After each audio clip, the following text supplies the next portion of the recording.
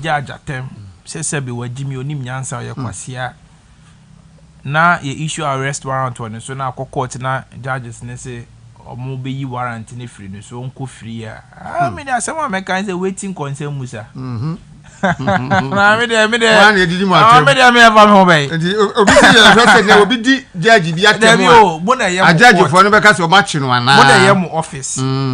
na politician e decide say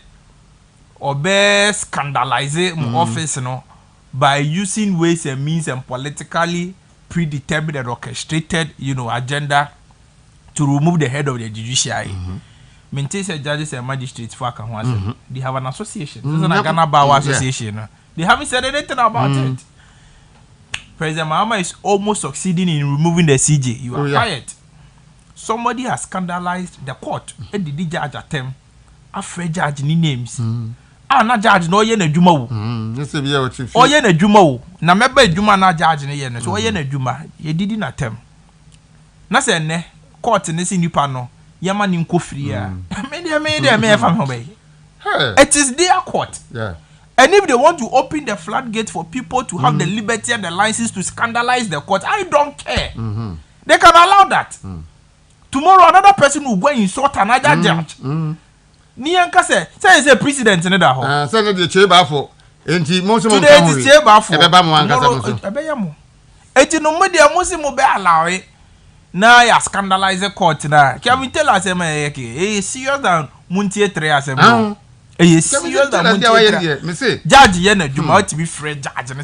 ne say be we jimi for nim nyansa ye kwase ampani na judge na issue arrest warrant say come and show cause why you should be convicted for contempt. And a contempt in a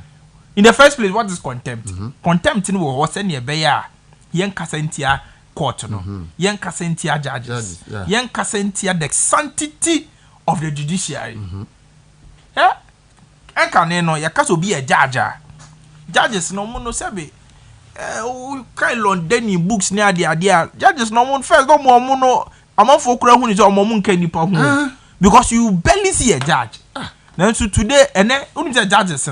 never can recognize them as gods. Yeah, as nyame. Because yes, some judges. As I see so crowd more. When gods no master near besi as so no money as for every alomo boom. The gods have descended and they are supping with men. Oh, and the gods not descended. The sanctity of the judiciary is being eroded away and nobody seems to care. It is up to them. It is their court. They can decide to allow people to bastardize the court. I do not care. What thing concern Musa? Dasebre. Na ye concern ne so no. Ghana for some person who Kelvin Taylor and sense and the aba BCC. You be concern him one by one. They can ebani send the issue arrest warrant on Kelvin Taylor. Then they cry arrest warrant. The tell say in 2018, that time not justice Jeba for me no am lecturer on a term interpretation for law school I been papa. In 2018, that time not a high court judge. Now like I say MPP ba abem in 2017 a year auditing to some of the public institutions now. Yeah, realize it's a National Communications Authority NCA. Yeah. Or me some ko listening device be. Because that time no mususu say send ya ba beto aba. No mususu say amanfo bi be plani ku ni ade enti no mo ko jiska say o mo ko to listening device e wo Israel na sa listening device no me yes o mo ko to Israel na e connected to edubu ahensensem ya e na ye ka ho ase but another day meba ho no mo ko to sa listening device no the device was worth $4 million device number sikano so koy sikani free aban coffers mu but there was no transaction between evidence be any who say NCA for NSA ISC holdings your more Israel why edubu an koto ne machines ni wo. There was no proof to show say there was any transaction between them. Now another twist to say say once the NCA no a telecommunications regulator any security company. A telecommunications regulator by law any who kwans obeka so koto listening device they are with amount for course. Yours is to regulate the telecommunications. Nipa wo kwan say an agency wo kwan say okoto listening device in the first place and national security be and national signals bureau. Enti no sa usually companies no koto sa listening devices wo mo ayebu bibi e friend no end user agreement na che say wo ni power be to machine one e wo so use untimi nton mo bi because of the security implications e wo hono just imagine say na Dasebre also ye billionaire na when you scam man no o ko listening device akosi with them na manfo ye course na wuti it's not ye nton ma nti I was say wa okoto no one na be use and it has to be a security or intelligence company and the MP before ba abem ye audit ne realize say NTA for no man koto machine na mo diska no ana ye de omko gina court omko gina ye de omko gina court na ye omo director general Matthew Teve na ye omo board chairman Eugene Bafo Boni na ye national security deputy national security coordinator no NCA board no say friend Alhaji Suleiman Mumuni ena maame ba ko ka ho aje no ye board secretary so ne friend Antena omo for ni nya ye jeli omo ni a now no ya I think 2020 mu ho baby ena abugina po ene damango ahemfo no kopa chairman Alhaji Suleiman Mumuni say nko ye wo nsa won prison to President Akufo-Addo man pardon ena President Akufo-Addo man pardon before the 2020 elections but all these 4 persons were convicted because of the NCA scandal Eugene Bafo Boni ni nua ene the current CJ now you convicted Eugene Bafo Boni no na omunia omu papa ene ye the founder for Radio Gold you convicted no ena Kelvin Taylor ekotena ni station so the judge ni si ho judge na wa convict Eugene Bafo Boni say we di o man sika no justice stay Bafo na di ni si ho esupa no e free judges ni names e no di na term e kan say ma mintimi repeat e wa ha na na judge no e filing for contempt and I say e chain for contempt e no ka che Kelvin Taylor say ombra court ho no so emeye de emeyi na no ade denti a odidi judges na tem say satan not abrochire wamba na judge ni issue arrest warrant say nya na yenchi no ya kasa arrest warrant e kire say court na hwehwe court na to nsa frɛ o say omba enti ni yenya wa yenye den yenche wombra yante na mba 2025 aban sesa ye yi CJ free ho acting CJ naba acting CJ no ye di ni akotu mu no ye di ni akotu ma Kelvin Taylor ko di judge krona tem no den ti judge krona di ni nua ni tu mu no Kelvin Taylor ba court o say judge no enkwahye arrest warrant no say arrest warrant na ye di atu Kelvin Taylor so no eni ngina so bia e wo mbrem enti ni ye nyimfiri nso ye enkwahye no e na court no say e no kre na ye be kwahye na evi say ni ngina so bia wo mbrem na utie court no decision na court ne say utie court ne ruling na mo say judge no justice Bafo issue arrest warrant on Kelvin Taylor no when tie na no asem Ghana for tie ni yo o mo say judge na tie Kelvin Taylor no asem na judge no be tie one no asem if you don't show up in court in the history ye issue contempt and I say you issue bench warrant. Me, I have never seen a judge or ma the Nipana issue bench warrant. And say, because your friend Oba and Kaya issue bench warrant. You do buy a new remind the present. So what I say? And to know Uba no about the church them then tear me for uncotum. Okay, say election 2012 petition. Yeah. Whereas I'm here, couldn't say John money be the can ya chum for contempt and Yom Kujina. Omuko court on Saturday na contempt applications are at you. Then you do banana one question pen a judge in BBC. I didn't see them here for Uncle to a fiase. What the court not them? Into honor, what was all justify? I may justify some my lord, man, the court not them. Some make ABC, the angel so court and a son, I'm more me proof near. And as I say, my lord, with the emotions na me the Kasa man Kasa into Fatame. Not court in here day. Normally a chow. And you be na Samuel Kumuni akoye ya court in the chow. Na ki ye invite say John Money Samuel Kumuna and come one kwa. The next remedy is that a contempt warrant to an arrest warrant to be issued against you because you are in contempt of court. Fine case. But you see, decision now about you know the implication. The implication is that Obia ye issue arrest warrant tetia Obi answer arrest warrant no. Say yentie judge na ntie asama na o issue arrest warrant na say arrest warrant no eni ngina so bia wombrem e null and void and of no consequential effect na yenua ba arin no by extension na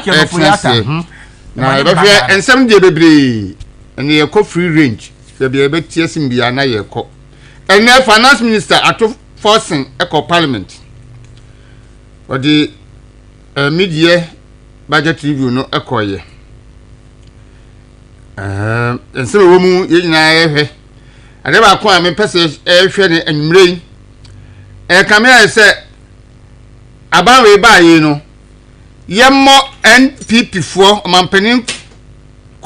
kufuado ene na ban so bo nko a se wo de mbedi boni wo Ghana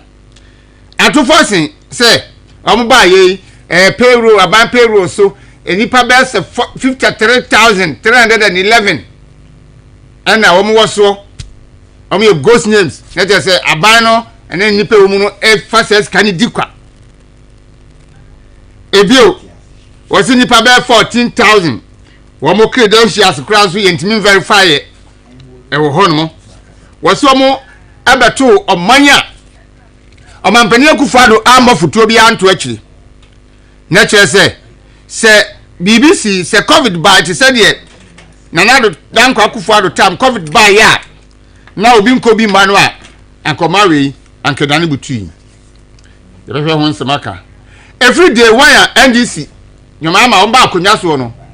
tiese omonka se mpapa bia mfa o man hu da amamu a nanado bebu idi ja wo no omonka se mpapa hu da ehyasie every John Gina Poso danwa ya di nyoma ha ma si akonya so na John Gina Poso ka kire Ghana for say ye nkania anda anase fuel aka de be so nkania 5 days tiese kufuado enya sika bi ya de beto nkania anase fuel aso ye nkania makika sa chei eno be ya na containers 3,500 Agyei report owie ye ena randia be so kotna cobalt containers 200 Agyei sabe ya na sabodamfo bi ne kasa asa dampa woni patrim the country say containers egu port tema port tema port and sana di container ba ko be free wa pia bonten process a be famu enya asem ketua no wo muti be catch say 3,500 Agyei asif say nipa lo ka sa no na adwene nya dwuma asif say containers no wontaba etimi tuo makasa ekowi akira no matwa o mo ha ka say container bi anyira container anyira muti be catch say mo akwachi mienu wo ndiafo bi ho wo mu twitwa metal cables bi e de yard foforo mo akwachi bi o China fo mo akwachi ewi ya mo se nyira ya ma ye plus be ka say bi akopie ni constituency apodam sem nko ana yeti ni Ghana mu ena sei ekina sei na no am say e ka kufuado abatu ho enye sika ketua afero am say o say sika nkra mu 138 billion na am kaka ho no enye nokre enso omo de be kan etu akufuado so edi akufuado ne na abayatem ekire am say enye nokre ene budget review aba aferi e de am de akwashan enipa 53,000 ewo government payroll so a enye accounted for endi jase na ba mu enkrofo gis kanidi keke o makeka sa ni nyina ye behwe die atofo se aka ma hu so ye kohwini pa ni se o se amra mo bae no aba no enya reserve bia se anka shock bia ba ye betimi dia source ano na tese omu ja foto a eto abo enso mba mu nya sika edi bit ye party dana ye so John Mahama in mo anya party sika mu ko wi na se mo amboto mi sika ram de ye nyo ma ni sika ni bi ram de ye ade chi ya mo stati ya na mo ye adwuma na mo di sika ya adwuma na mo ko fa sika no henfa be ka je say ba na nye sika bi ya anto ho enti eno nso so ye behwe ena ebra atofa sin call parliament minority no omo ekọ omo ko Jubilee House nyoma kandada say enyema bia ekoso Ghana ha no omo ntiase nti omo ko mampani eho e petition akoma no kwaja dia sare kani MP wa dentan sabe nkwase asem ya wa hya se keka enyama nwa say NDC for mama no adwuma bia mama no post because am say abana kra hu say akwa no onimi nyansa o kasa te say de adwene no kresin ejirafa say ense John Mahama e decline minority request because they belong to parliament and Jubilee House. There no question say Akufo-Addo buy no how many times and Oshia minority Kufuor time how many times and Oshia minority. And then when say abano wa man adwuma because someone say akwana adwuna say ye man adwuma wontimi nye because okasa say sabe obi adwene no ehwo atechema parliament na ewo ho no ana minority na ewo ho no esi nipa na emu omudi Ablekumanov aba ekoto ye ne basabasa sorry ye na ekobusumi aba no nka ho hwe ne ho petition na ekọ then utu fie keka sabe nkwasasem se omampani no and decline wo request ene ne manema bi ense bebre ka ho ye behwe na yababu ho munta ka se anabo afenyo marking abo be step no wo ne privileges nyina se oye na adwen se still equals parliament oboko a e bi se o se house no avo to se o mu yin afri ho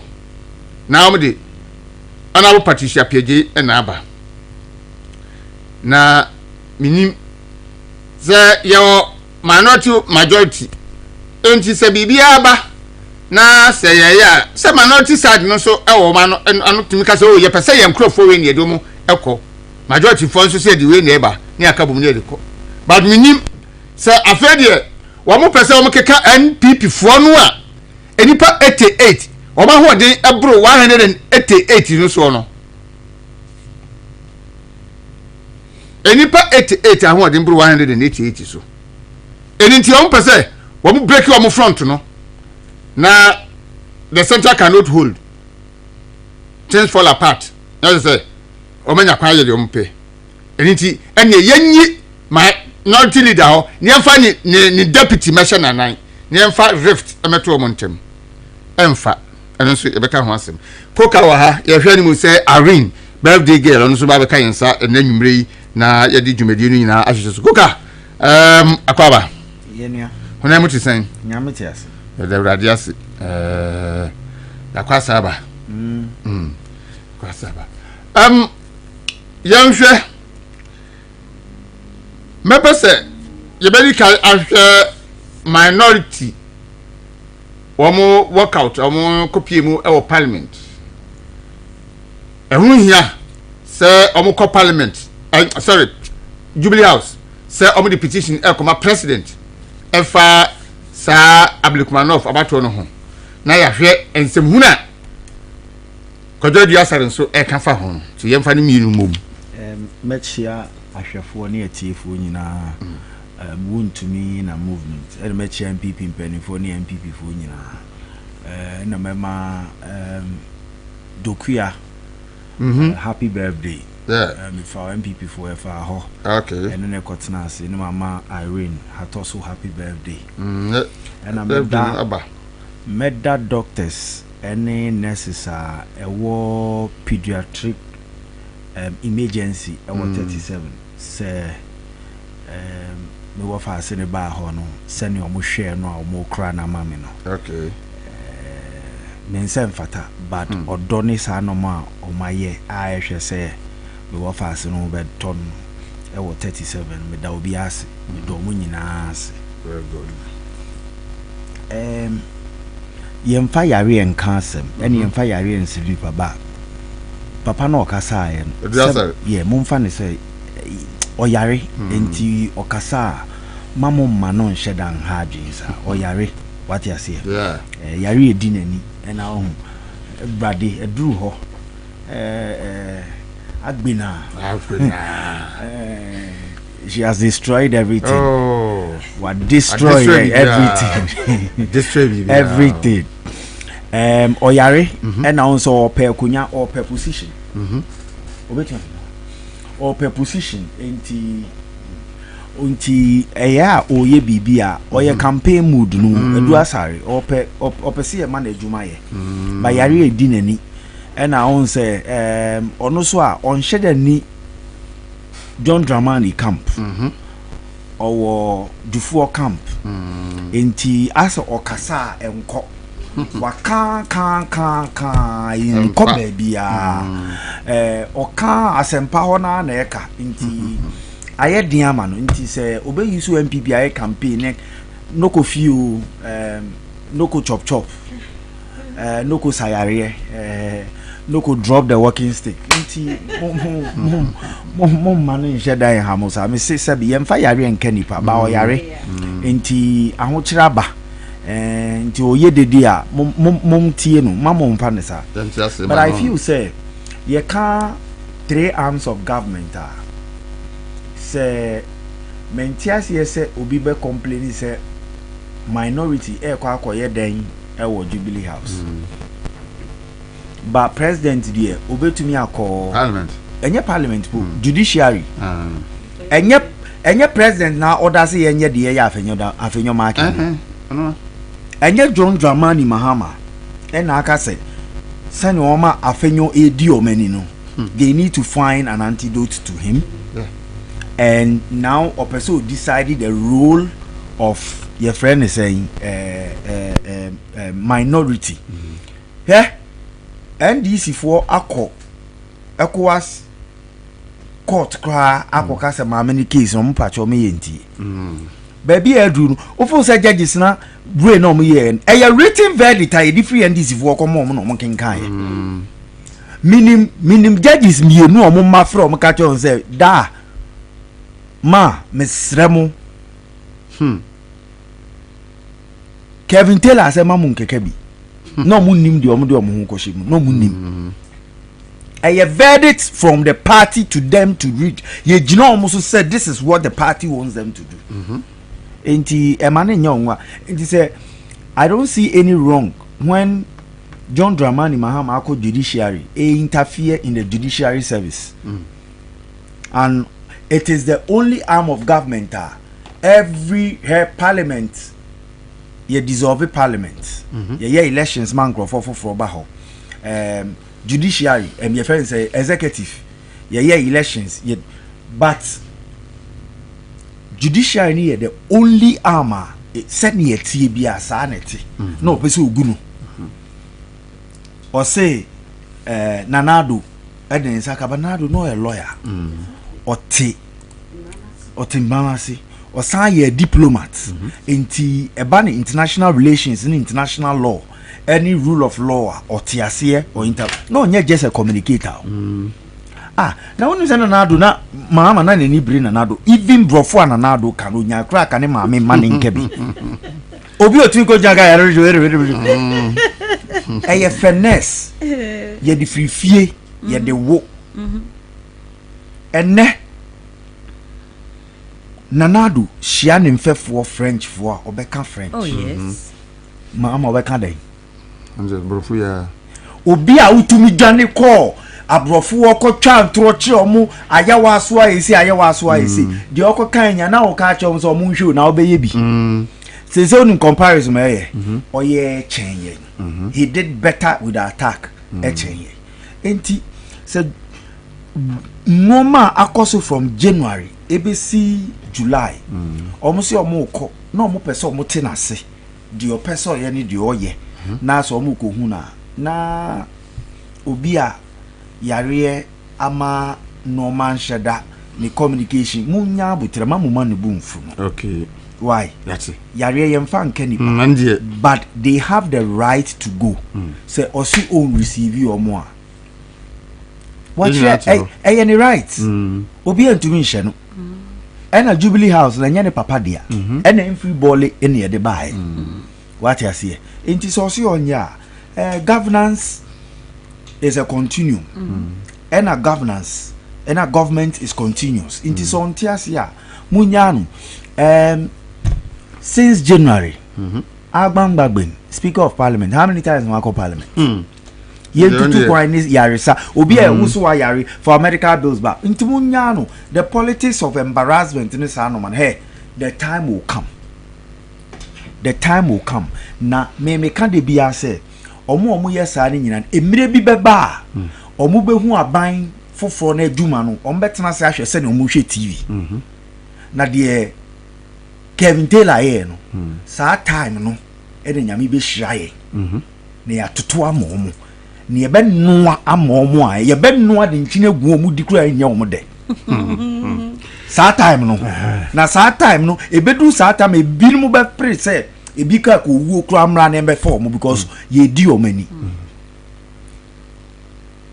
parliamentarians minority almost no maybe akoso enko omuko ya sisi omuko dean of corps diplomatic corps no mo de omu petition akoma no and sa de onya mama na de ba ayo on etumi boa na say me I'm trying to have a feeling say the diplomatic people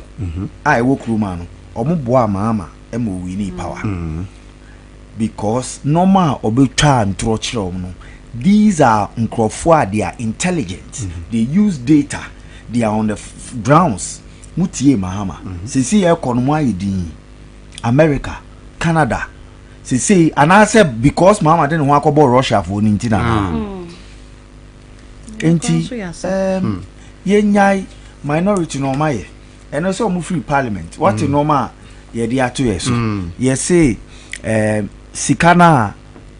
World Bank de buy no almost ye di ansa na oba enti say ni Ghana for nya we all need to write a petition to IMF and tell IMF when did they disburse the money we want the dates and na omuni Atu is forcing by explaining 7 Ombeche meeting no omuni nya no baby aye du no every Ghanaian needs to pick to social media and call on IMF. Sikana omde ma omno omde yeden because IMF be catch us we hu say sikana ode ma omno eno no mu pia hye dollars no mu e de ye dollar wagadre no ajana 1 ajana 2 nti artificial settings ene parliament de e ko e ba yanom ne adwuma hyehye ino mko hyehye adwuma nti uwia ne ahwe normal na 30 to 40% account. Ebedu obi aso. Ebedu obi eti se consulting room. What you say? Eja na eheba enye fie bi mfa fie bi o. Ena nsuo no efiri purum na eyi ba. Enye obi a o. We do kwa na de wo nti ebeso ye nya aso. Ebeso ye nya aso ye de wase koka enu no. Ebusanfo Ghana ntudwumadi ne de ebrewe. Ne de ye nko full length because ye wana wa wi a bi dwumadi fufuro ho a the better so free at Chimansa. Said yaw de bia ye no. Irene, a birthday girl. Me na mo birthday nyum bi opa na sen kam hwehwe ba ha. And sakra na nke to aso. And so nya hwe. Irene akwa ba. Ona mu ti san. Adum. Pun katamanso. Boko ye ho ye.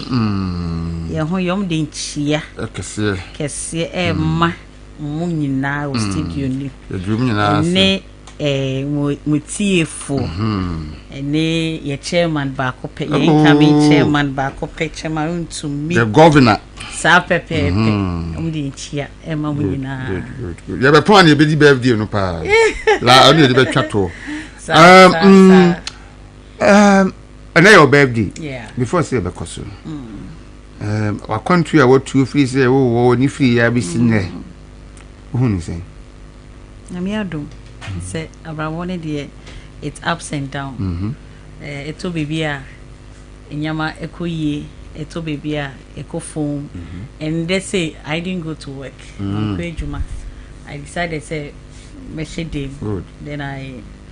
recount bibia all the processes are my film baba bedu bibia me wo ende and it's not been easy do baby easy but one thing that I have learned they say you always need to have a positive attitude even in the times that are difficult and I say times that you are down because so when you have positive attitude Emma obre in going through the difficult times and there's one thing to have also learned is say no matter what and for everybody maybe I've always have positive attitude towards any situation that I find myself in maybe radiase nea ode baby ode me fia fife mu aba bedu ha. I am grateful. I'm thankful for everything that I have been through. You know, me dey rade asenya metu ya kana. Ye de nyame ase party. Yes, I am a happy birthday, Bill. Madam was happy birthday. Me didn't want money you. I was on the me can say hato. Hato. And a double in yan ye. Double can hato, and I'm still a hato. Hato. And a parish summit here, Madam was said the room or Eastern region should be a memo. And my future Ashanti no one to know.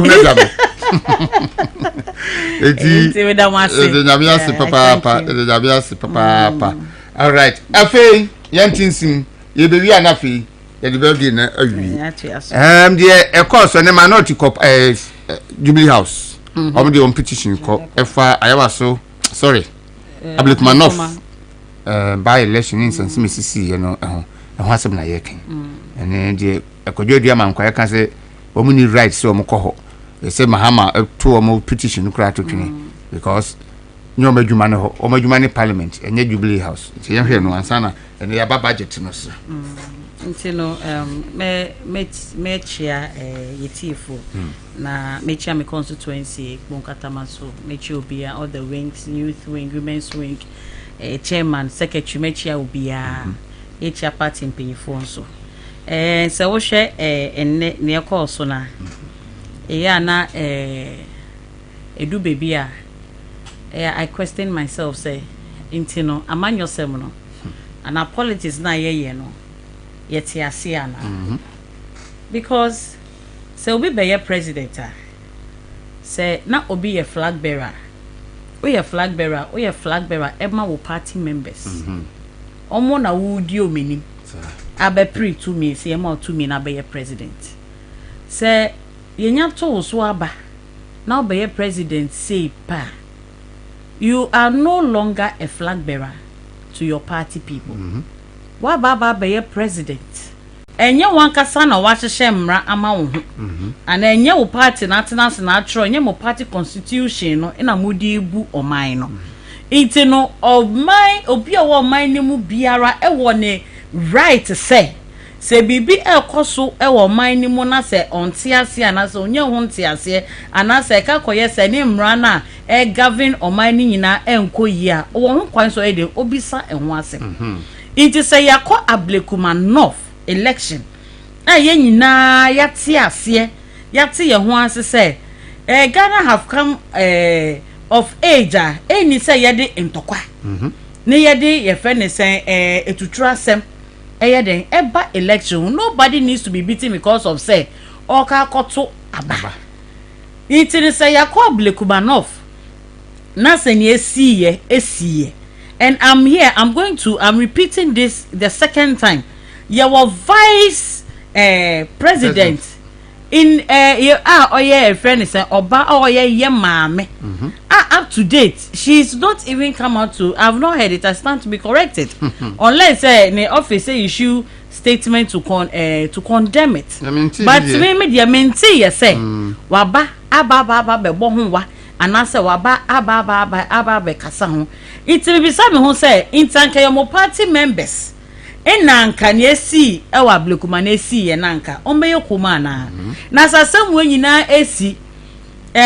omo oso mu kebi aka ko esi na Ghana ha say no aka esi na people are partially all of a sudden no people are partially blind they are partially deaf they all ka bibia omo nya den omo nte omu ya ka fiti time asem si ye say ne course enye fe ne course attack because so hwe ne esi ya den attack ya ka bibia na asem onye mo mpese mo be hu bibi na se minority nso okay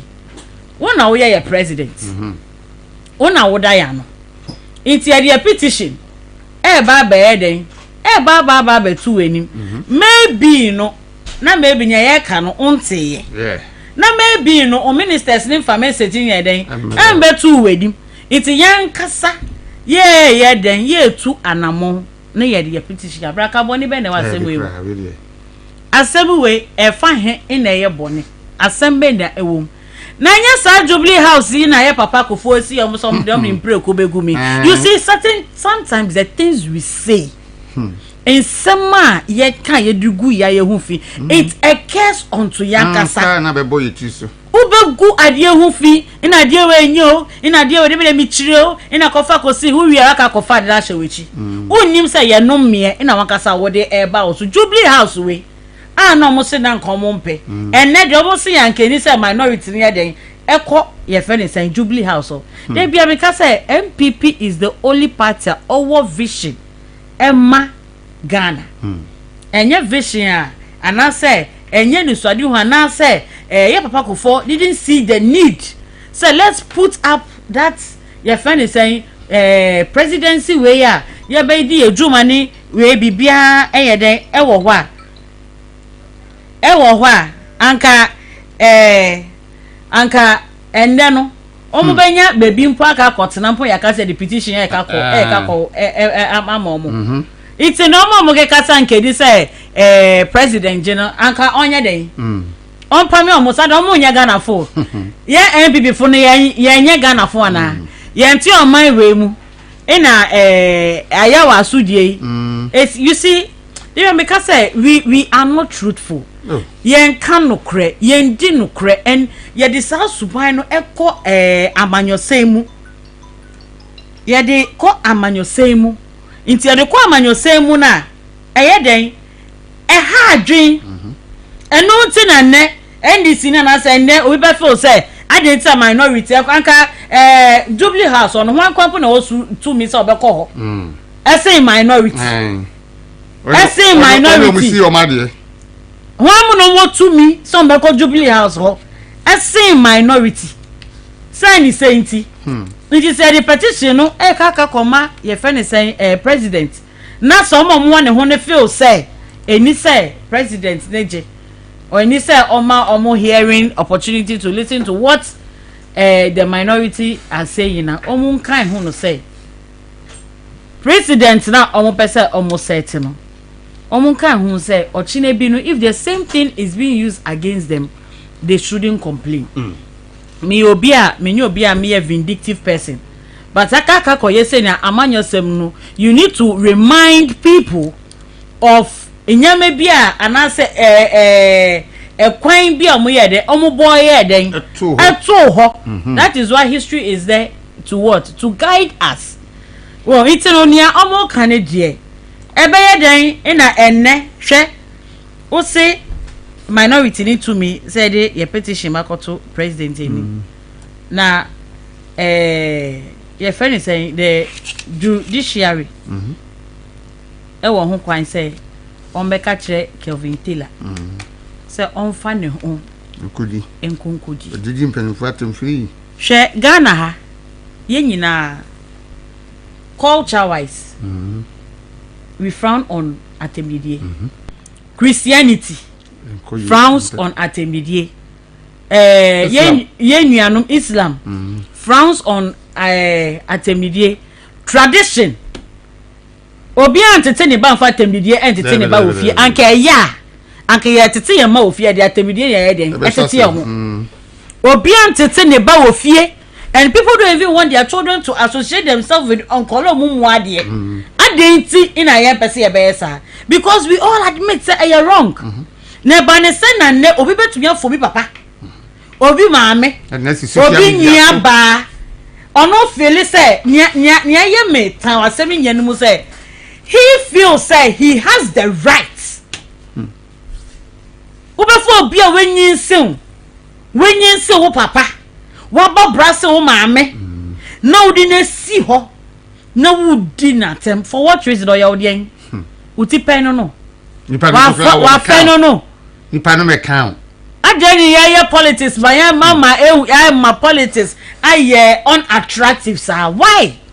All in the name of me ba kire madwen all in the name of me ba kire madwen na che wadwen say wadwen e wadwen your opinion cannot mean say a fact. You are entitled to your opinion. So why will you share your opinion to the extent say ubefa obi papa ni wedi natem? And na e ko ye da sorry e say Sami Jefi say we su afiasa siniga oh assemble green nyame wa botrenti ya nyame wa botre na me kai say sometimes no because yemfa ukọ court na say ye bisa wa asema yemfa dua bonka eni de wo kan ya wo di drop ne krawo anu no afi to bi abesuru wow the precedent that we set ye kan obi we chi a on ti ase but it goes a long way to come and affect us ebi na dey yehu atemidie na sate kakakakra ni yesoso because enye me ne ye ka ne ye ka obedient no na ye boje so ina yire ho ina ka waka wakeka waja waka wedi na tem eno na abobo nkaka kakra enne wo sami jefi ye ka wa asema anka nye Ghana na first no tete no nye tete kra bebre sa first no ye be mo obi appointment de bia me ka semu ye hwe bra wabo ye hwe hu fear we di because age comes with experience ye hwe o family awowo how wetumi manage wo fie ye hwe sorry awoko wo commitment level righteous sanya manyina ye hwe before ye bebo penyi bi din say ono na okọ ha say no bo hu say ebuo integrity bibia ye de okasa ko hu ni pipe to nya ne kasetia because the nim ye den the nim ye true because he's been through the process of life to where he is by ne ababa be ye fo bi fi school onye ejumada oni working experience even family life crampo na fiança na family life rempo obe chance onim se ni etua school fees onim se ni anopa obe sorry wo hwe nkola onim management we onim bibia te say nothing ono ni fie kra management go huni asori na kakoto ejuma no say onko managing ko form chana se providers when matim didi na nim true twa onim true twa wano ye di obetumi akasa eni na qualification no ya tam ne dura ka kosi o anka wo sami je mfinde obeka se obi aka wasem to ye ka wasem ya o ya iti omo no ko ma asem no omo de ya omo de ena o se de opeska opa he 10 ahe koka asabai 10 million gold bot kan so no dole so ko cheche o ma agrade ebi no sa ska na e wo ne kan mu no endu ana wo pe 10 million anka wo yes you ko fanya ka odi ko fuka wo mai we mo ko nje ko ntimi ntwa na anka yes you sami demfi defamation cases e wo on my we mu a anka odi ka papa because in some guy we so if you see the way the passion on some judge the passion they use me say ombo enter no mo pe no mo office FN say propaganda because propaganda o ka asem enye no kre to na o kama na baba yi say from friends jandam mo say den esanam ka no jandam sa no mo ka no o ka asem na wutie na onye obi o ye designing kakra na so onye obi a o ye we ko o be ka say akule asem okay say no dey make an enne wo ye ka wasem a eye wo ya aso asem a efia kwa bisa no kwampo ye ntro na odi ana asem na o ka no ye ntro na odi enti no ni akoso o man we mo de the lawlessness that ababa be the impune just say ni akoso o man ni mo de is like NDC does not want to go by the rules, the laws, the constitution. It's like so man ka so mo de mo mra o ma hyehyɛ wo mu nsem na o mo de aba but enya aba ne sa ye so ye kan ya ma ye den ye ne ye pe ne ye den ye jeja ho because ye sorry ye doma ye wo 10 people say ordinary drum ko akwa anka u NDC anka wo ye den bem wo ye den ebem all these things are things that I was say a boy koko nema ye set it up nema ye ti ase say this is the time to work and work harder. This is the time we leave everything behind. This is the time ye papa ko foka na sem say futo ne de eya me dedodo o so ko new plan station now kofa bus nipa na oto nche no unim na na unim no nso munya ma ko he go kuma se se munya mutima mo bon pa say de bus de be den ebedu na mwesi nti mesre say futo ne papa de maye no ye fa say futo ne nya adwuma ye nyina ye betena MPP bus ni mu ye mpa boni say ye benya den ye benya tumi ye nyanya tumi na baby obi ape I saw call no. Usia no akosho. Usiwa no akosho. Usiwa no akosho. Ni you make sure say ya san bo ho ban na san betena bus ni mu. Baby ebe ko bia na san the bus ye dey. E ko kosnia e koso. NDC fo koso e ye wo mawe mu die. Ah, o te obisa say anti Ghana ni. It I say senior reset no mo ka no. O ma dane ade no o mebutu ade no outside then na o mo ye nia o mo pe o mo nsuro bia hwe court Indra Kelvin Taylor dey buy me say say even if MPP ni NDC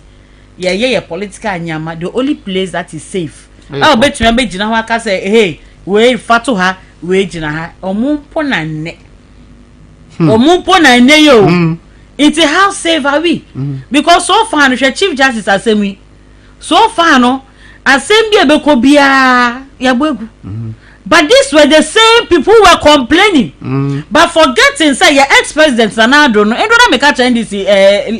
lady be say yeah no say sa sike do for sike ya yeah to me prosecute ko fa ko see ATM ka say yeah no your president no di enyim no your lawyer o santi ono mamra ya adwuma o mamra ya adwuma no gongon ko se obi kutupa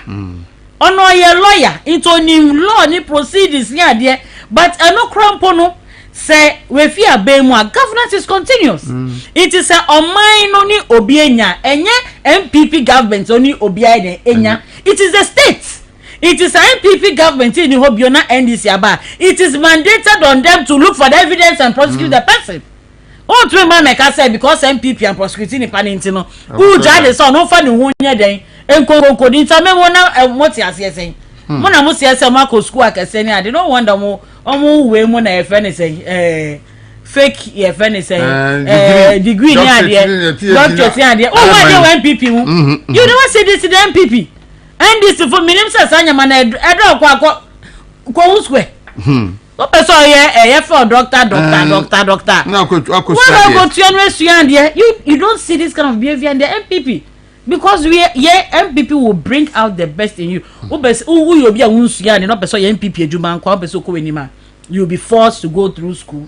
go through the process, and come and lead. But this, you know, share and you got some more there, and you got so bad. To say more Agyei mono. It's no more about some party, no. Yeah, we can't. You say Ghana,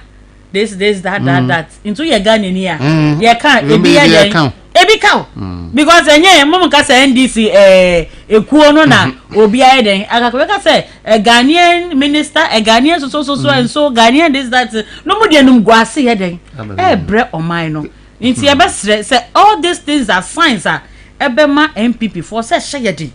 na ye te ye ho ase ni ye ba ni be ye adwumaden ni ye de som party no ni ye de koji to me 2028 well good there was papa panti aya de ori akoya ni mu a afi yanhwe koka atofo sene media budget review o baako bi okoto ya abayewa bi e friend Jifa wo City TV City FM any channel 1 TV or say atofo sen in January Yas pad were selling for 25 cedis. But now cost 15 cedis. It will be nice if you could share the location. No, be uncle to be one. And a papa bro for Aba and NDC. Lack of education. Yen pay school ko de go for no atie go abai wesu. And also you enra okoko busa no. Between 20 and 22 cedis. And John Channel no mon koto 15 cedis dem. And no propaganda. And at force and some social media so from all over the country. Yes, it's say abochi the control dollar. Oh yes, it's true. Bank minimum be also wako bank Monday be seen there. Dollar yes, you on hold on. Ba abochi be a brain be. Enti I think say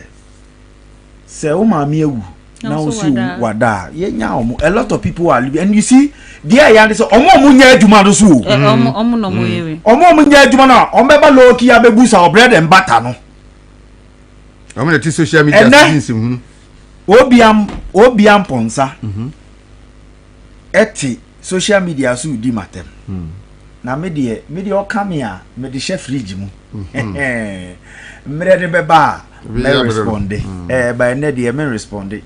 my guy be all try so obey MC your friend no or say sapon kaniba edun ho akofrofro nkrofobia sebi o mako school bo ma dwene no ye biesu nti o mo kasa no sometimes me tu o mufu onu so udi matem kaniba wo try so obey MC na me de meka wo obefa ni so onye MC no it tells the kind of person yeah atu forcing and the parliament I think say onya field day because there was a walkout and a wa unim atu forcing so nipa of John Dramani Mahama, the father of lies, the father of inconsistency. Nipa uchantu onipa o se ono achiro book ka se oye indecisive. Can you imagine? Obia also no dear. Obia Ghana fo nyina se empe gay ni lesbianism o se o ase mo nyina moko anti mi so ese me ba. Judas. Obi otumi ni war gay nkofo koda mpa so emiemi ampa se nti mo so mo da mpa so etesen. Ese mo hu. Ono ene appointee atu forcing. Uyi Ajana 1 ni gangaria life atu forcing. Ajana 1. Try or lock. Or do Lotto 6-7 call parliament and or they kind budget. Or the Lotto 6-7. Hey. Or the Ghana budget adani lucky stretch. Okay, why is the Lotto doctor not rich? Because atu forcing is a good Samaritan. And throw say depreciation, say economy na e better, but me pacho me person me can normal be ma etiefu ntie say normal way mu betua ehun ye friend saying mu betua ehun eto transport and a vehicle services, vehicle registration fee, roadworthy inspection charges, driver's licenses assurances, renewals, commercial transport. Sa normal way nyina ye ba betua to bo ye be increasing no e ho na 30 to 40 no e be canon. Education, exams registration fee, teacher training certificates and licensure fees, school registration and capitation charges, sanitation and water, new water connection, meter installation. That banner you started to for meter. Mine. Installation Mahama is a whole. Adiana bow or filia and file. Monthly tariffs and service charge,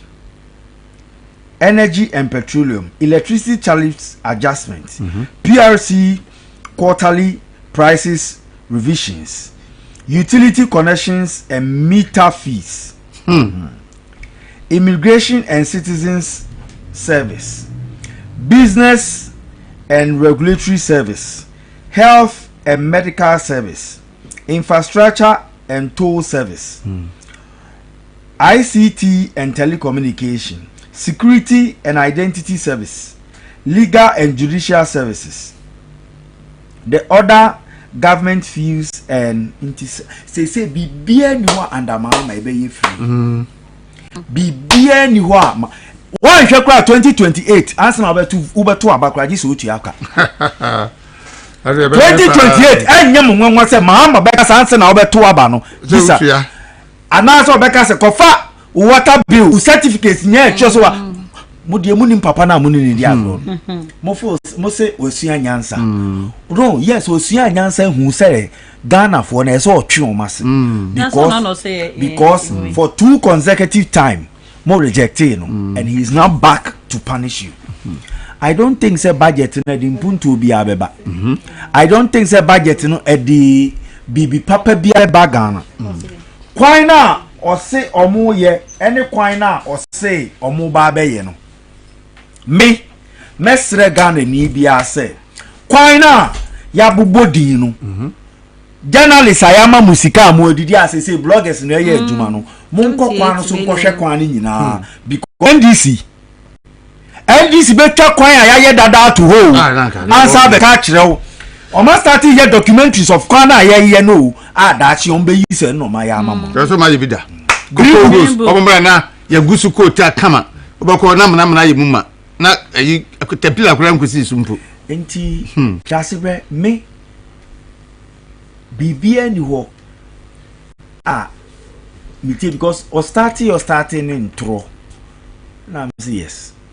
nipa ho chiri na ye twandro yes obia edru ba bi o economical with the truth but don't membe gina Ghana for anim for entirety of 3 hours say bibia be kan aye intro amramo amu statement no ma bi e show say no ma na amu ka no enye papa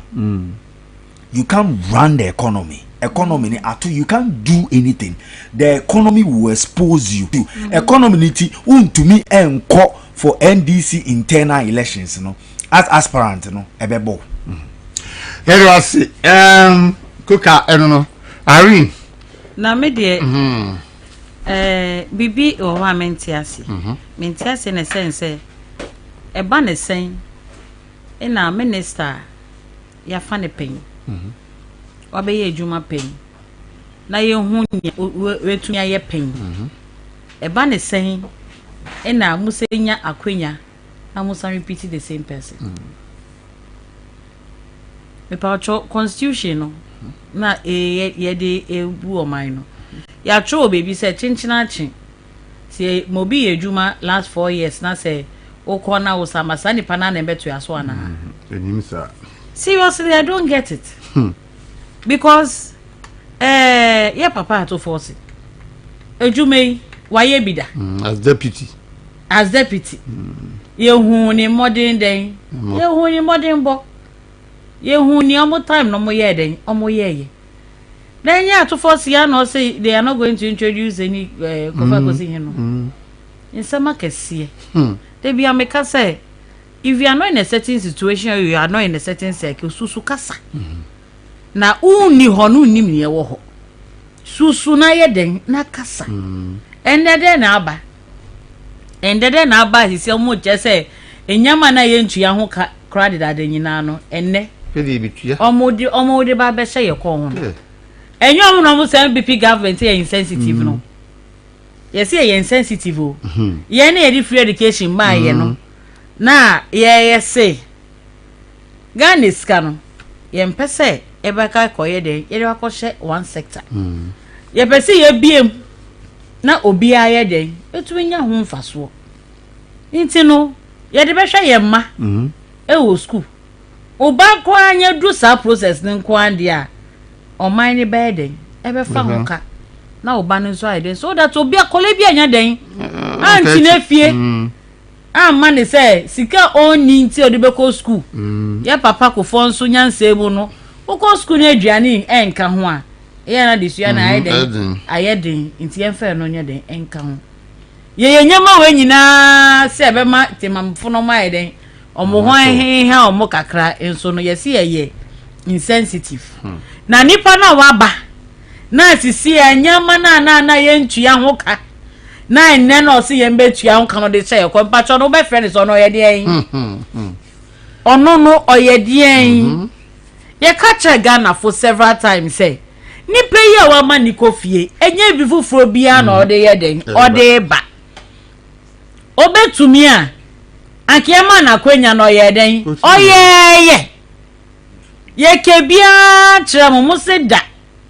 ye na ye dwen mo ho na ye de enyama tutu kwemu enne hwenkole youth yamugu social media TikTok omo ye content ne obi ye content ade na odenye sika do ko channel school fees enye MPP mreso eni ye fa digitalization serious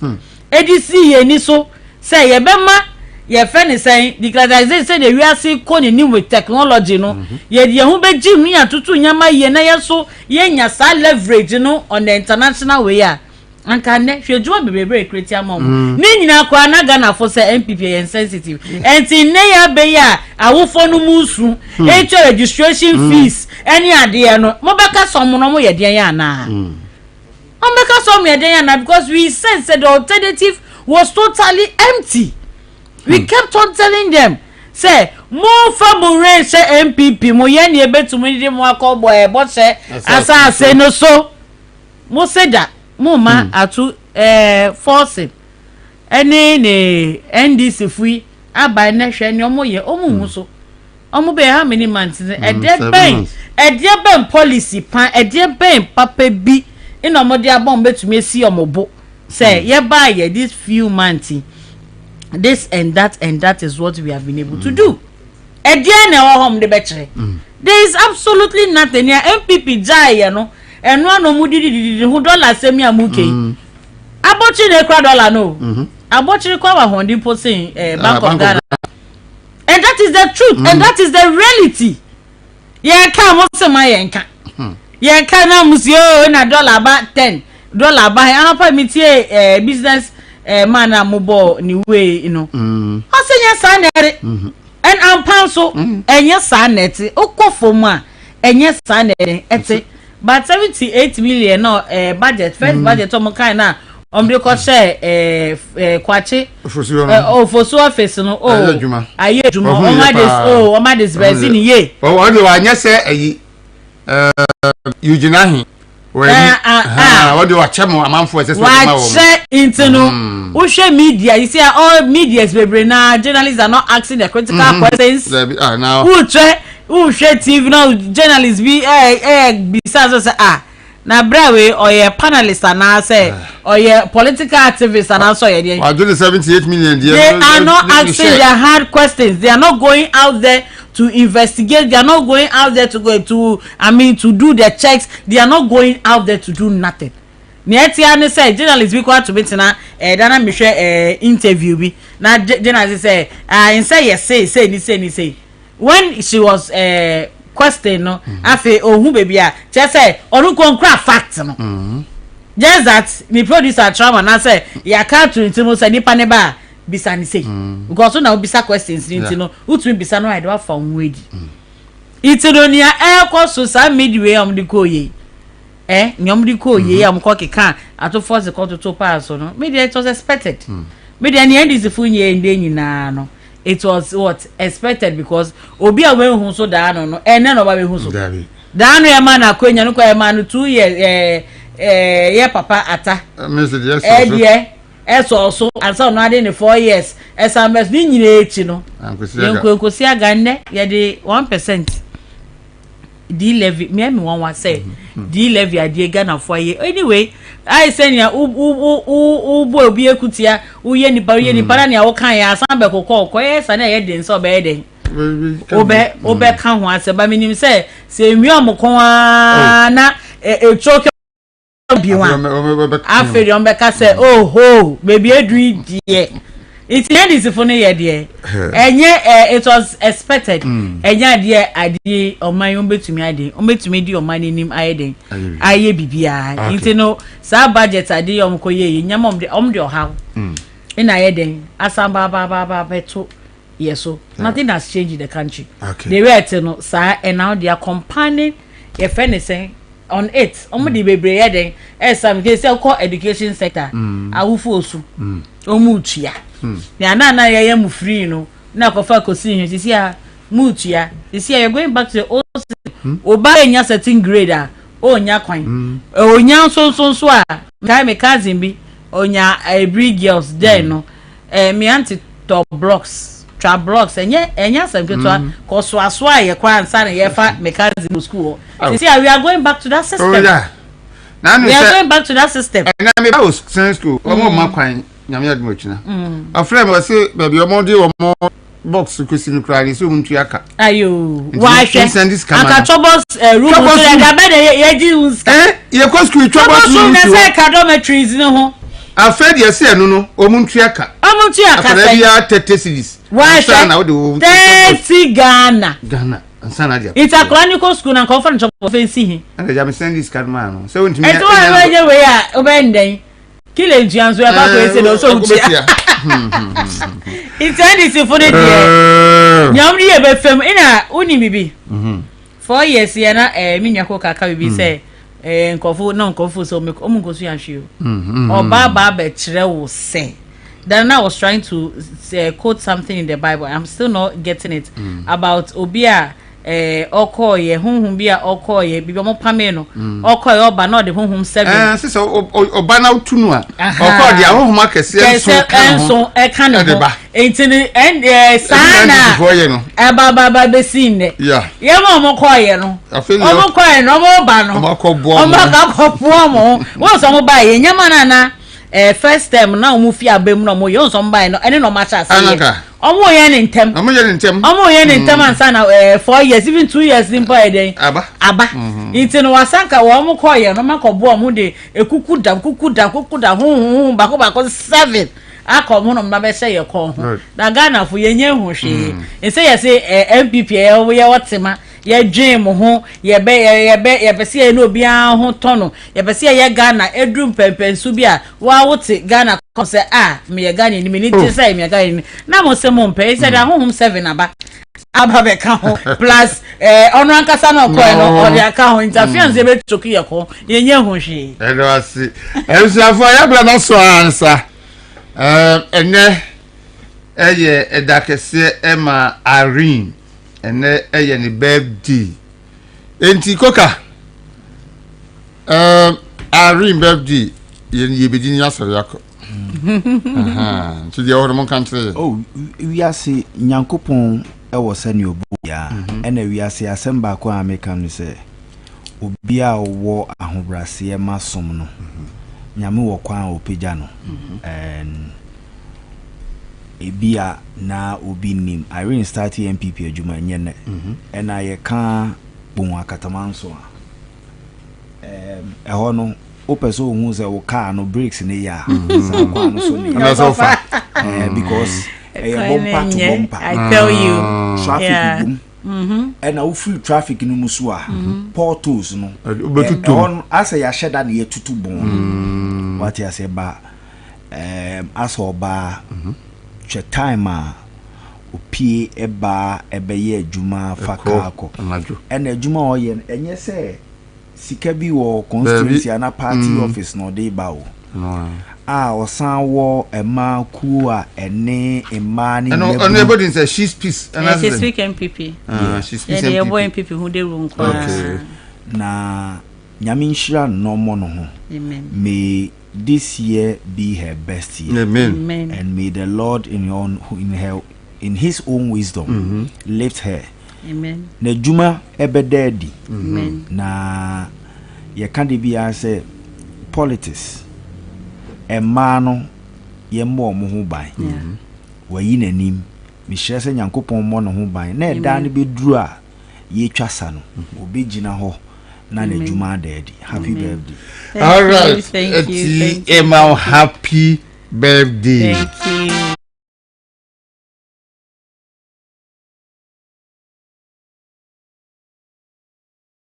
no for yatas arrest warrant now OSP no issue you know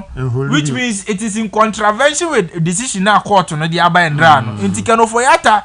as it stands now no obetima ka say arrest warrant be under so because court in say answer now be issue arrest warrant on obi no just what you give the person a hearing kano for yata wasn't given a hearing in fact ono cry in the case of kano for yata can ono cry requested for a video conferencing for him to be given a hearing OSP ni so ntie no so decision na aba ne kire say is it no why be issue arrest warrant or to be you have to be given a hearing first my hearing and not just say you mugu that is where we are now but you see it's somewhere close we near no we have to be very careful because the judiciary is where we run to in times of crisis in times of acrimony in times of say obi tete alfa hudie so no is the court we go now doing say oba be ye nyoma bia ensem factor to erode the public trust in the judiciary. It's a very dangerous matter. Now is it the case say among for can